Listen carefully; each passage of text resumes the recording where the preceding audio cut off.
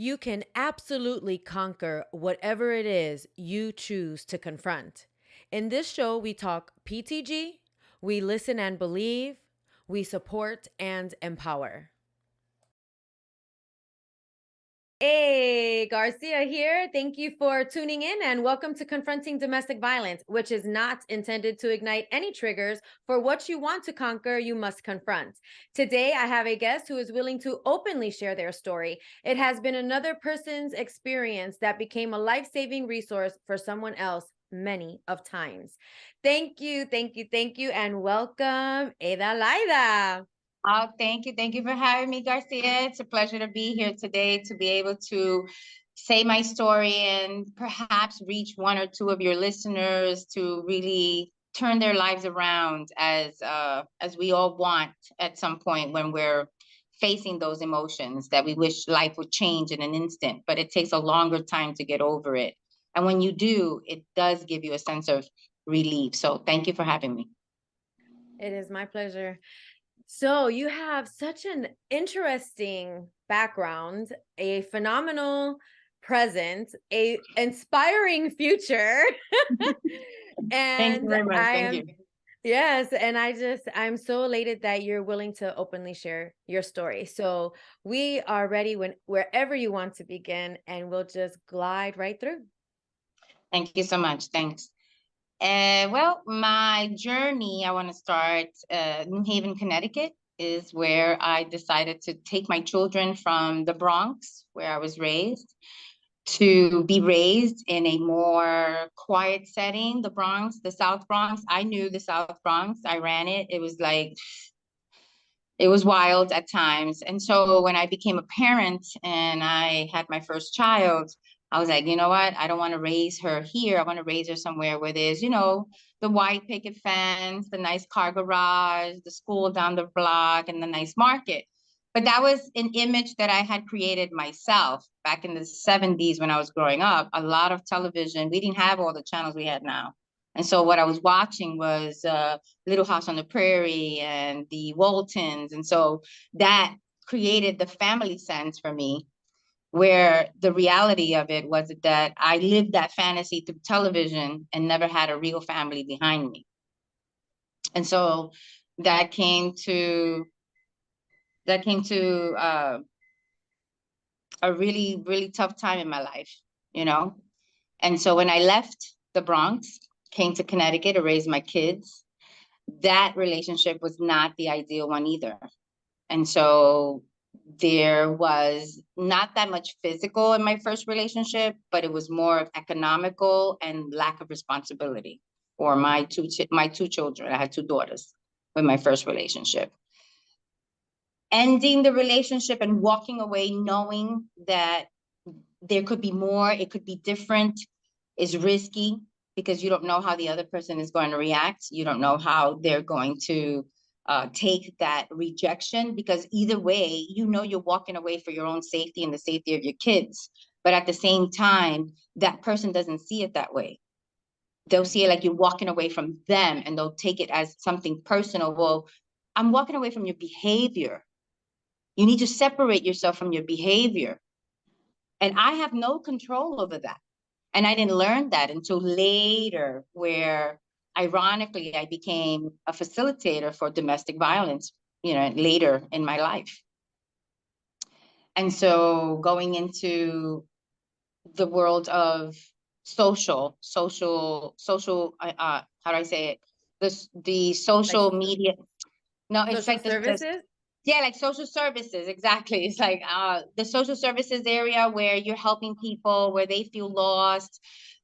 And so I took that route, not willingly. It's not like I grew up and I was, 10 years old and on a mic saying, I want to be a social service worker. It wasn't that way. It was a natural thing that just happened. And I was able to help many people. Women were getting off welfare. Their spouses would leave them. And so they had nothing to fall back on. They had, no college. They had no training. I'm a housewife for 20 years. How do I get a job without having any skills? And so I saw that in my line of work, yet I was one of those who was on that other side as well, getting help, because I was in that realm as well. I was trying to get out of the low income area. I was trying to make more money to have more for my family and give more to others. So it was a real struggle to be that professional in front of them and also be one of them, meaning that I had low income. I didn't have a lot of means, not a lot of resource, not a lot of family you could rely on. Right. And so I really don't know where that inner strength came from. It was instinctual. Most of it was instinctual. Most of it I would ignore. And when I would ignore the signs, it would get worse and worse. And so there was times where I had to look at my life. I had to see what was going on. And if I wanted it different, I'm like, but wait, why can't it be that way? Because it's the way I decided it's supposed to be. And so I didn't learn that until later in life. And So when I while, moved to Connecticut, sorry, go ahead. so I moved to Connecticut, and that's where I wanted to raise my kids. So this was all in New York while you were married and raising your children. That's when you were working in the social services? No, no. And from the Bronx, when I had my first daughter, I moved to Connecticut, and that's where I got involved with social services. Okay, so So you I had started already off, left your yeah, I had relationship. already left New York. But I was with Okay. my daughter's father. My daughter's father was with us.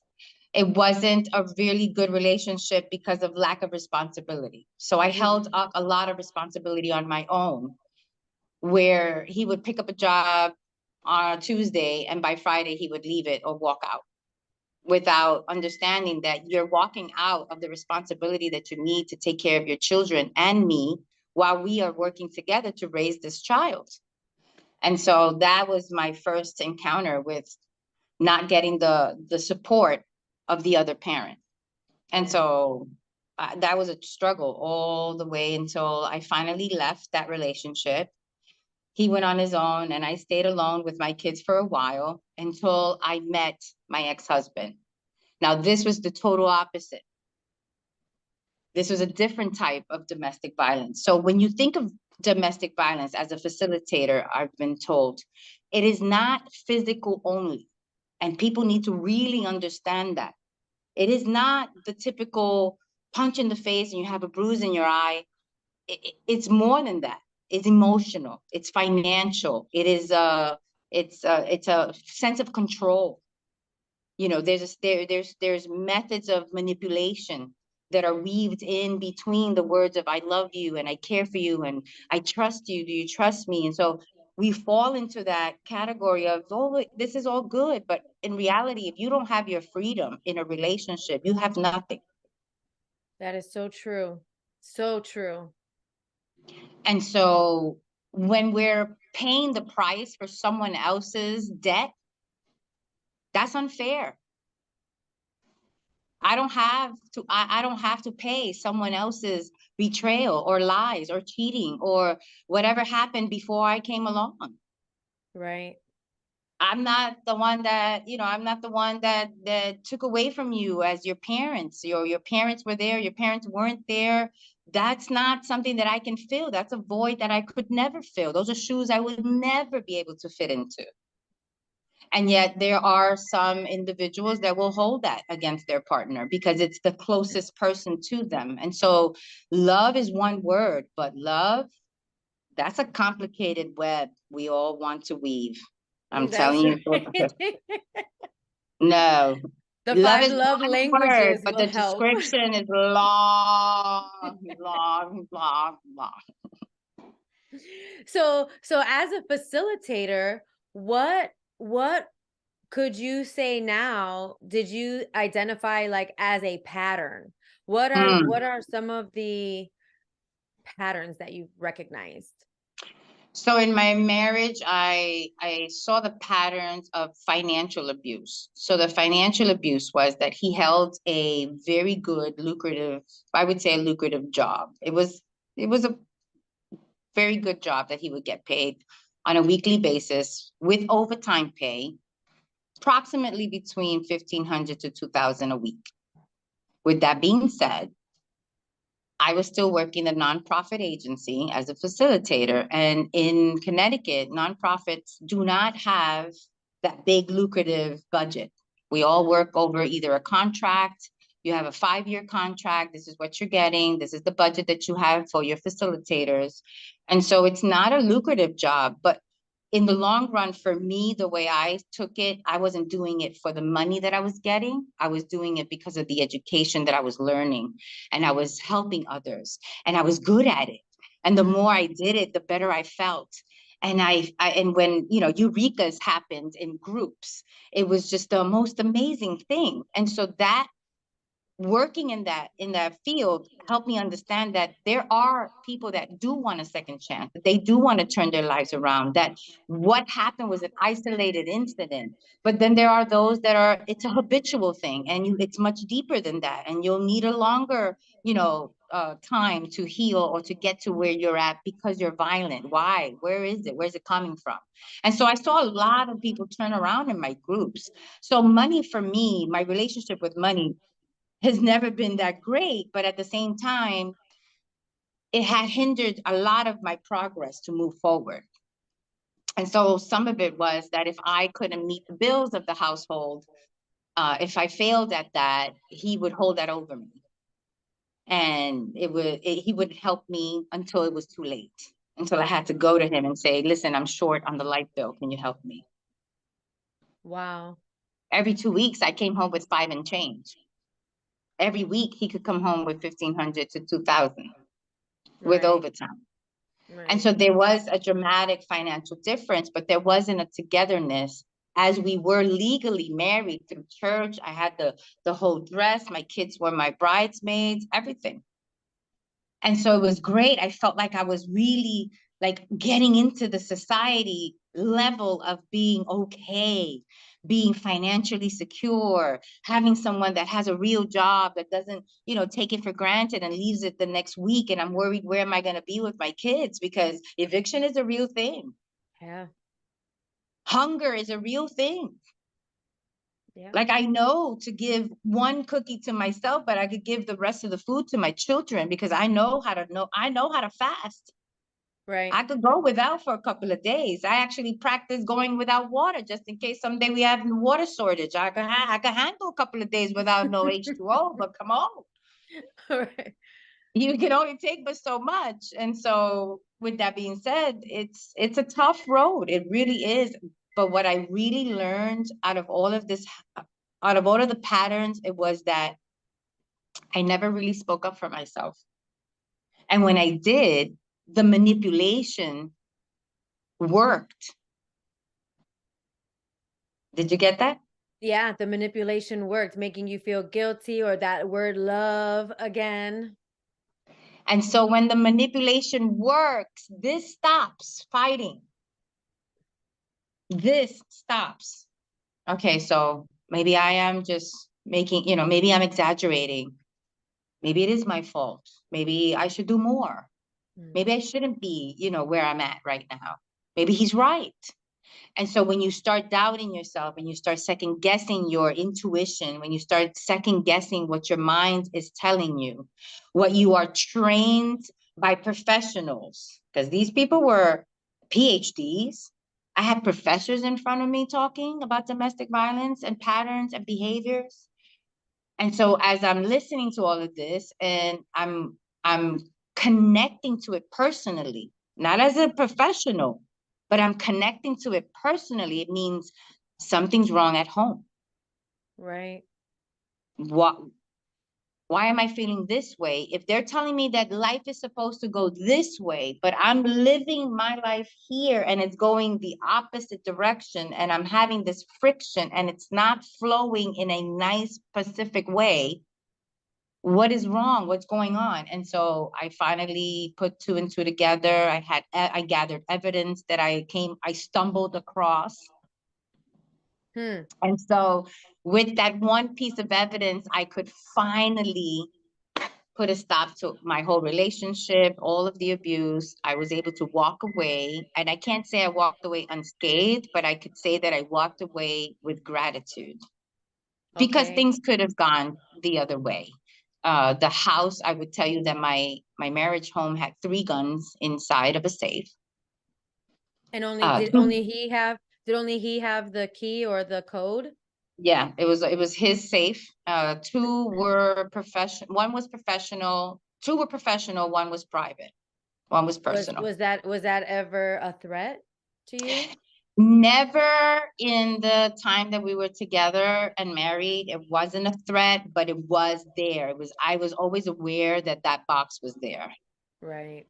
And you never know. You just don't have the control. You have the knowledge, but you don't have the control. You never have the control. Right. And so you really don't know how your words or your behavior will help the other person, because it isn't triggered to them personally. They should never take it personal, your behavior, whatever you say, because we both have rights. So wherever my rights end, their rights begin, and I need to learn and respect that. And wherever my rights begin and their rights end. So at some point, we're challenging each other instead of working together. Right. And so something's definitely wrong. And if we're challenging each other, then we want control and we want our independence. And you're not working with me. So I'm not working with you either. And that was a scary thing. It was a scary thing. My background, I worked with CSSD in Connecticut and New Haven, which is uh, the court supportive division of everything. So it was everything from stealing cars, driving drunk, anything down the line that broke the law. Those people were mandated to come to my groups. And so I heard stories from everywhere. Every type of story you could come up with. Many of my group members were there saying, I was the perpetrator, I hit her this way, I got angry, she pissed me off. So there were many, many expressions, and I heard all of that. But then I would go home and I would think of how that relates to me with my partner, with my husband. Right. And so it wasn't at that level of domestic violence, but there was verbal. Oh, those are the hardest, because if you're emotionally sensitive, verbal, emotional abuse, it was the worst. And he knew how to belittle me in a way where it worked. It worked because I couldn't defend myself. I could not feel good about myself. I couldn't raise my confidence levels no matter how dressed up I felt or how much makeup I put on or how I could hide it with my girlfriends when we went out for happy hour after work. And so coming home after digesting with my girlfriends, because of course I'm going to hang out with them and tell them everything that's going on. Right. And so when I got home, it was more like walking on eggshells and hoping that he wouldn't erupt or say anything or come at me in some type of way. And then after I feel that the coast is clear, then I would hear it. The shoe would drop and everything would go back to verbal abuse, arguing, just speculating and saying insane things that just weren't true. So I felt like I didn't need to defend myself anymore, and I stopped. I stopped defending myself. I stopped fighting back. I stopped arguing my point. And when that point happens in a woman's life, you already know that it's coming to a force where something's going to happen, and something's going to be a catalyst to that change. The first time that he ever confronted me face to face was something that I said on a slick mouth, because I had a slick mouth. I became more confident, and what I felt was that I ate my fear day by day. So I kind of chipped away at my fear and wanted to be more, not confrontive, but more defensive to myself. I had nobody to defend me. I didn't have a dad. I didn't have a brother. I didn't have an uncle to go to. I didn't have a mother, a grandmother, a sister. Right now, I have a sister that's biologically connected to me by my mom, but I didn't have siblings at the time where I could go and say, yo, he's just driving me crazy. And then my brother would come out and say, well, come on, let's go, kick some Right. ass. It's Right. not gonna happen. Right. There's two ways about it. Either you get out or you stay stuck. And so I didn't want to stay stuck. I had two daughters. I had one daughter that was very rebellious and going through her own changes as a teenager. I had another daughter who was they're 2 years apart, a year and a half apart right now. And so I didn't want her to go through the same thing, but she stuck by me.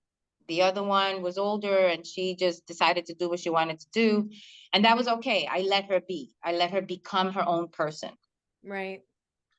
And so I wanted to more show my children that this is not acceptable. That this Right. type of relationship, whether you marry a professional or you marry a bum, it don't matter what Right. they're doing. It matters how they treat you and who they are. That's right. And so I had to show my children that I could get out of that alive, still hold myself together, and progress to a woman that they could be proud of. And today I could say that my two children are very proud of their mamas. And I have three grandchildren and one on the way. Wow. So I am more motivated today after surviving colon. The girls, it don't matter. What matters is the heart. What matters is the mind, how they're thinking, how they're looking at life. So I'm pretty happy right now where I'm at. I've been able to practice what I've been preaching for the last 10 years as a facilitator. I am proud to say I'm in a new relationship after being single for 10 years. This new relationship is so different than anything else I've ever experienced. And it's almost like what I imagined having with a new partner or my next relationship would look like. And it's really understanding, really respectful. We are two adults, we have two professions. We respect each other tremendously. If we have differences, we'll go through our behaviors because it's human. It's human to go through those behaviors. What is not human is to hold on to them with a vengeance or to hold on the longest with a gripe or a grudge. That doesn't hurt the other person. It hurts you. It That's really right. does. It affects That's right. you in a very direct way. And so when we're in differences, let's work together to hold on to them. My honey and I talk about it all the time. We're like, we'll talk about it. We'll let it last for a few minutes. We'll recognize it and keep it moving. What's next? What's the next step? How do we handle this if it comes up again? And so respectfully, we'll get out of each other's ways and we'll express frustration and respect each other at the moment. We'll hug each other and give each other a kiss just to reconnect and reassure that no matter what, that was small and that's not big. We're big. Our love is big. And so that reassures that what I've been preaching all my life really does exist. And so it's almost like Einstein being verified now for his MC minus equals square, something like that, his formula. And so now in the galaxies, we're proving, the galaxies are further than the Big Bang and there's more stars out there. As you can see, I have the universe behind me. I do. And so when people talk about sky's the limit, wording is important. And so That's if you want the sky to be your limit, that's where you're gonna end up. But I have taken airplanes and now I've seen what NASA can do with space rockets and spaceships, okay. And All so right. no, there is no sky is the limit. It's unlimited. That's And so right. when we change that way of thinking, when we change the wording, we really do change the perspective of what we're living. That's right. And I really appreciate you saying that because I want to change the perspective of PTSD. That's why I say post traumatic growth, PTG. It's a real thing. Post traumatic growth is where you go through something so life changing, so psychologically, like you said earlier, like a blanket of doubts wrapping around you, just so lost. And when you go through that, you end up smarter and stronger from that trauma. And when you're saying confront, I want to change that perception as well, because confronting does not mean that it's combative. Right. Confronting means you care enough and you want to grow or get through or solve the problem, come to some sort of solution. And And even embrace it. You want to embrace it. yes, And, yes, and because it's that's the not an growth. easy thing to do, but embrace those things that made you uncomfortable, those things that make you feel some type of way, the ones that were caused by other people. Embrace that, feel that, not confront it and be angry with it. Almost as No. if like a child was missing their dad, like they got locked up. Okay, so a scenario, my dad got locked up for 25 years and I'm 15. Who the hell is he now to come into my life? It doesn't matter when he comes into your life. You're angry because you missed him. Okay, embrace that. All right, now let it go. Now meet him where he's at right now.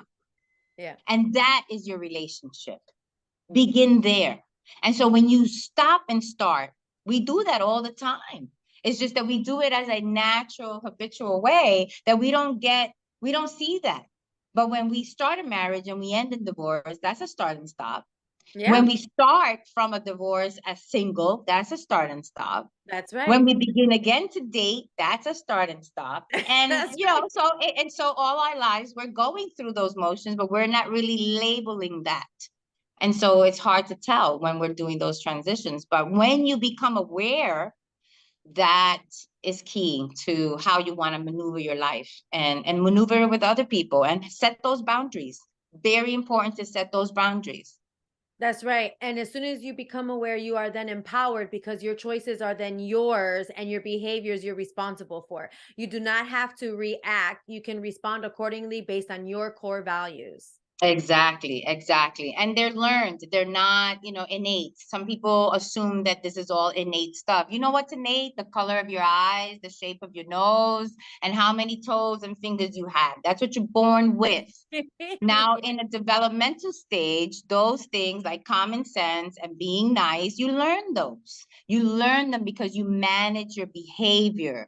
There's either way, you could go either way. Either you could be, disrespectful or respectful. You Yeah. could be nice or not nice. You could be grumpy or, compassionate.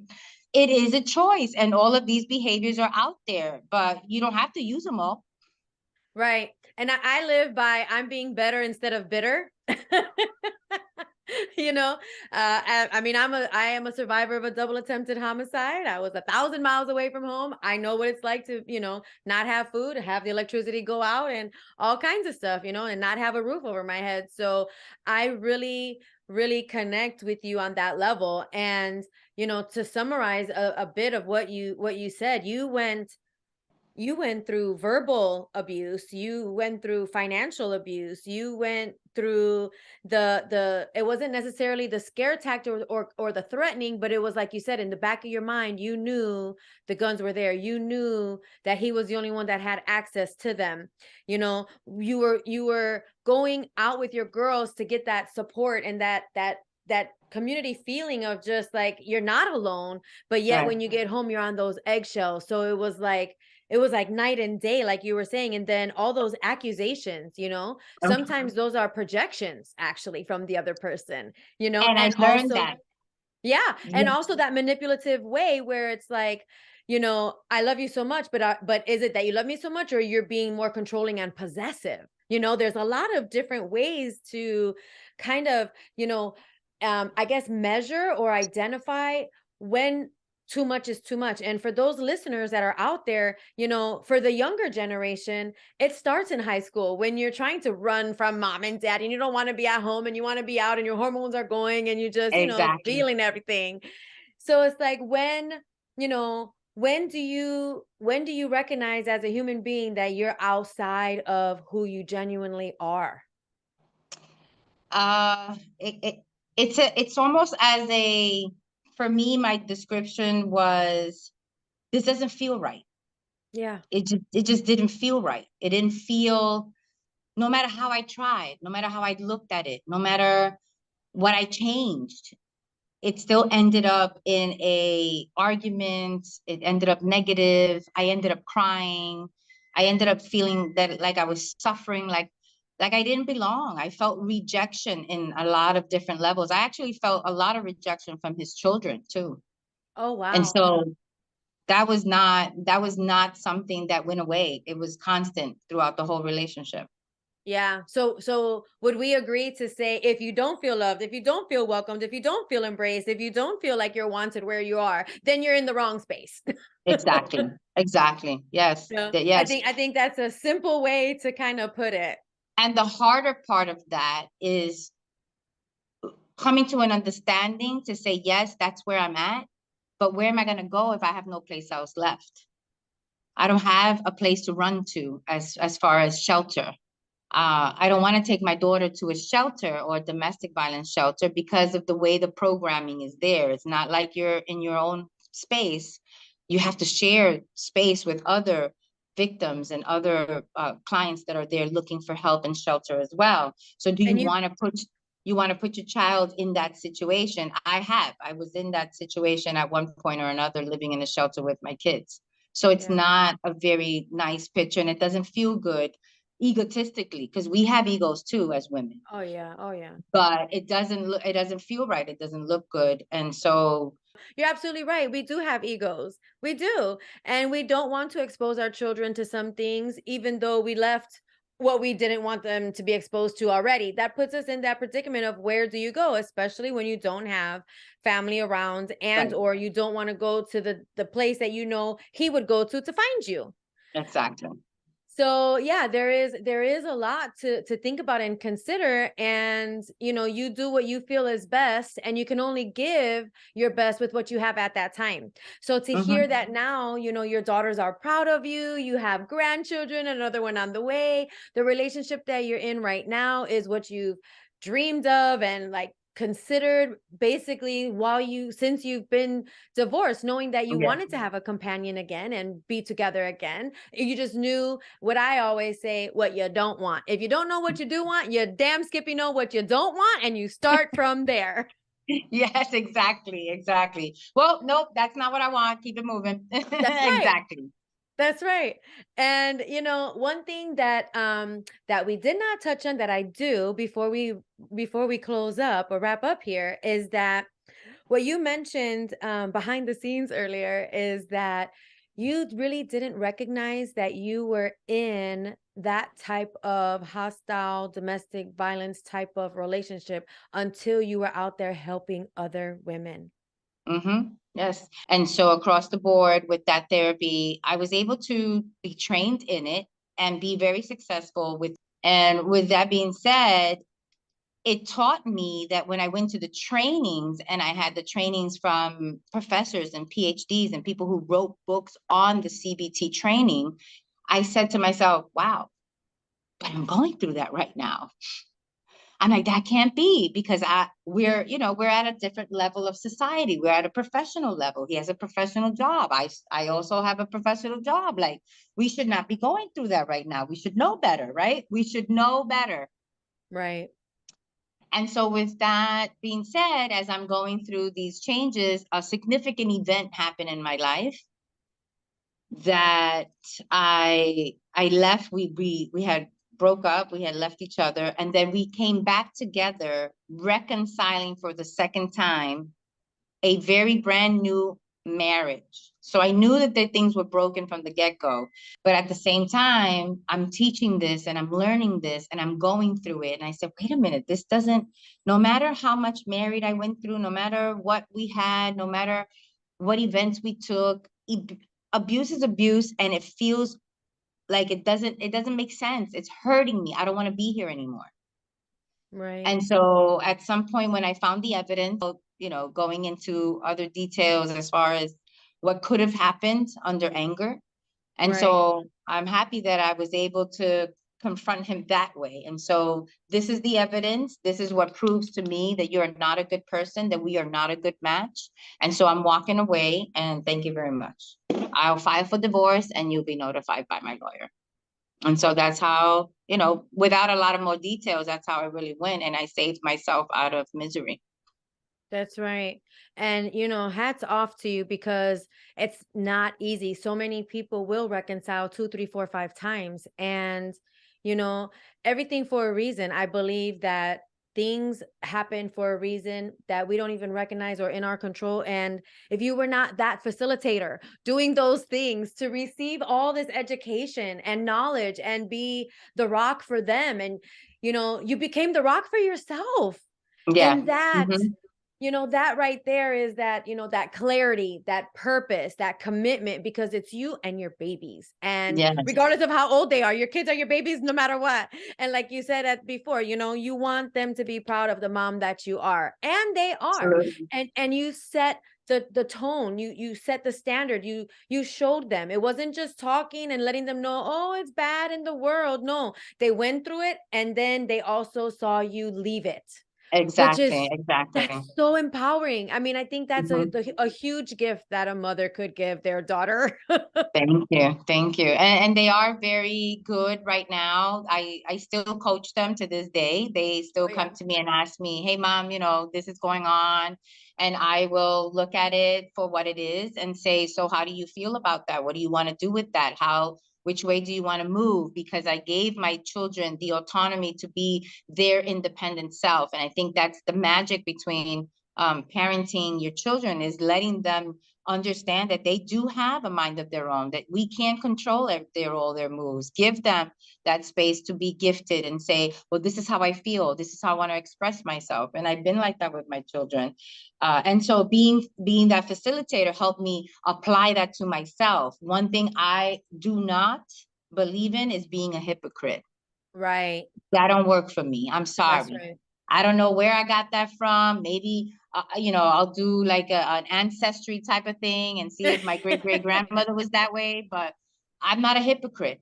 And I That's learned right. that the hard way. Either you're truthful and the truth hurts and you either do something with it, but the truth is out.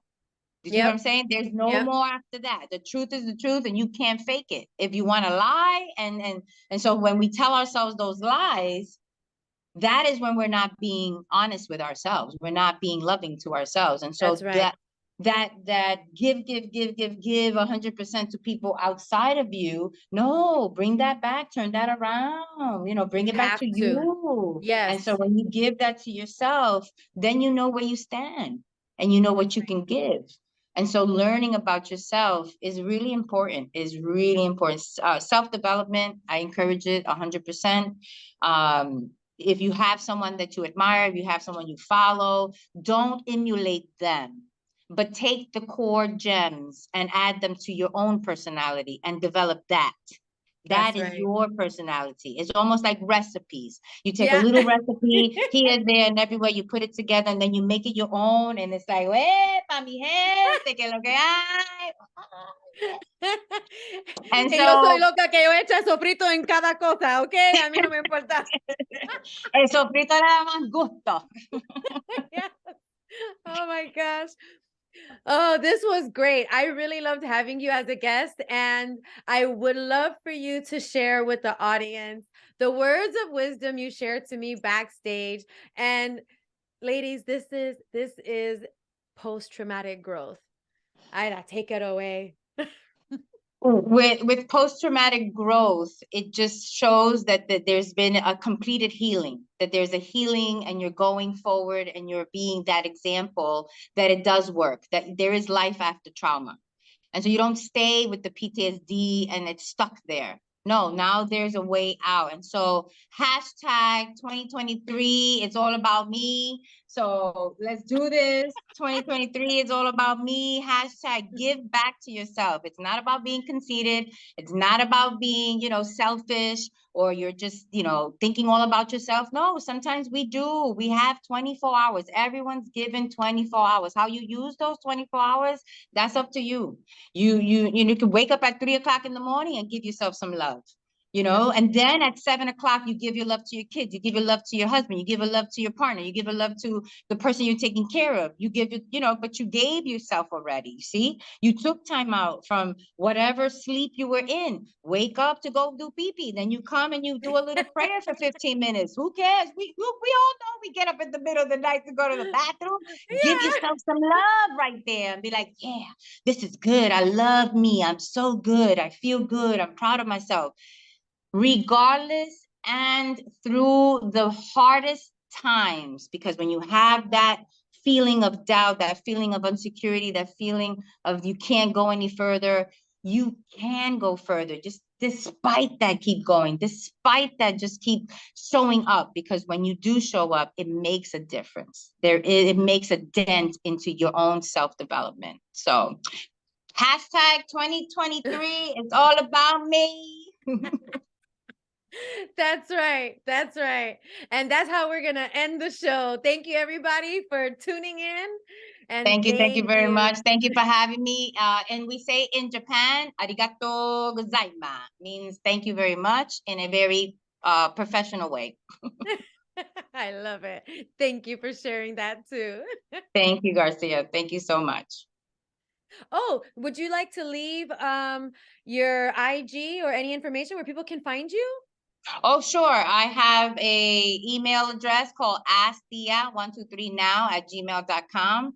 I will be having a podcast coming up on Anchor called Ask Thea 123 Now, and I'm using the Ask Thea acronym. It's TIA for Turn It Around. I use 123 Now because we follow numbers and we want to take action. So instead of putting it off like a ex procrastinator that I used to be, I want to be able to do it now, take care of it now. Now is what we have. Now is the time that we can do something instead of putting it off for tomorrow. So instead of me saying tomorrow, I usually say in the next couple of hours. So the next couple of hours, the next couple of hours, it just gives it a continuum. So I'm learning how to turn that around from saying tomorrow to the next couple of hours. So ask the 123 now at gmail.com, or you could follow me on Instagram. It's Adelaida Nunez Vasquez. Thank you so much.